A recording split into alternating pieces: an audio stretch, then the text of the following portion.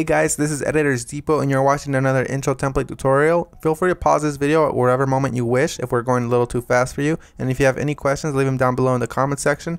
We always reply to every single comment, and if we're away for a minute, just go ahead and comment down below and there's very friendly people that will help you, guaranteed. It's important to remember that this is a pre-made tutorial that we've carefully selected and approved because we noticed that it works the exact same way. If you have any questions, comments, or it's just not working for you, just leave a comment down below and we'll get back to you, guaranteed. Now this tutorial requires both Adobe After Effects and Cinema 4D. You will absolutely require them. If you do not have them, go ahead and visit EditorsDepot.com.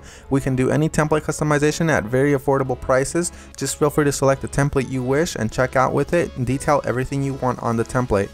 Now that that's out of the way, all you're going to want to do is open up the Cinema 4D file. So here it is, and we already have it open, so I'm going to go ahead and bring it up.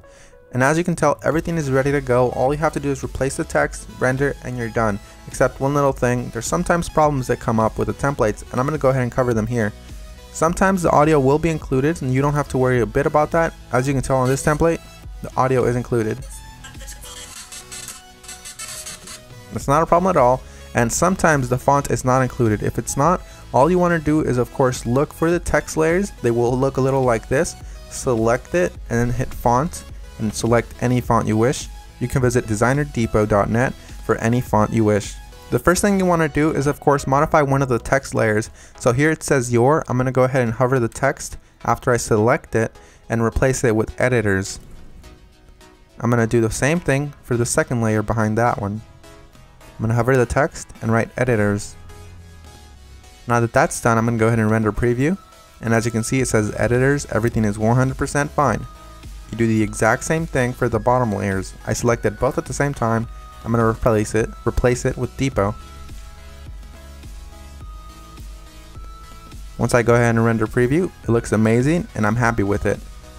I'm 100% happy with the colors because it's red and Editors Depot is red. But if you're not happy with the colors, you can simply come down below, double click it, and make any modifications you wish. Whether it's make it green, make it blue, or blend it all together and make a little purple.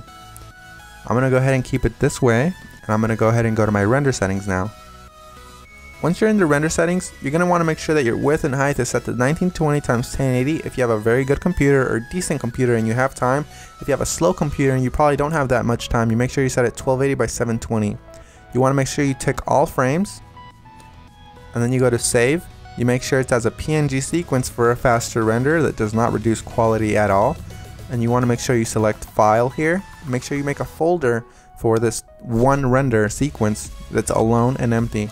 Mine is template render, and I'm going to name my every single sequence render. You close that and you begin the render. While it finishes rendering, I'm going to go ahead and open up my Adobe After Effects file and go ahead and get started with that for you guys. As you can see, that says that there's two files missing, so I'm going to go ahead and find them for my computer. So I'm going to wait for it to load, and as you can see, it says here that the audio is missing. I'm going to go ahead and double click the file, and I'm going to find it for the computer. It should be included in the template, and if it's not included, we're sorry and we're going to do our best to try to help you, but if it's not, you can go ahead and include any audio you want. As you can see here, it's not included, so I'm going to go ahead and just drag in one of my copyright-free files that I have in my library. You can use the one that we're using for this tutorial. Another really quick tip you can actually follow is just close this, right click the file, and go to rename. You can actually copy the entire name if it still has the original name of the song. Then you go back to YouTube, you paste that there, and you download the file from there. You want to make sure it's copyright free and you're not breaking any laws though. Once you've gone ahead and replaced your song, you're going to want to go ahead and replace the other thing that was missing, which is of course the PNG sequence. It might be a PNG file, .png, or it might be an MP4 file, or anything within those regards, like QuickTime for example. You're going to go ahead and double click it and replace it with your render sequence. I'm going to select the first frame, scroll all the way down just to be safe, and select the last frame. You want to make sure you do the same thing, all while holding shift, so it selects every single one. You make sure you tick on sequence here where it says PNG sequence. You should have that option for Windows as well. You hit open and it will import every single one and it'll make it look like a video. That makes your render much faster and it looks the exact same.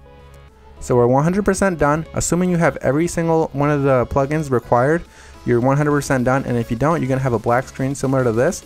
But if you do have a black screen similar to this, you're going to just want to make sure you troubleshoot it by turning off or turning back on whatever adjustment layers might be messing up your entire video.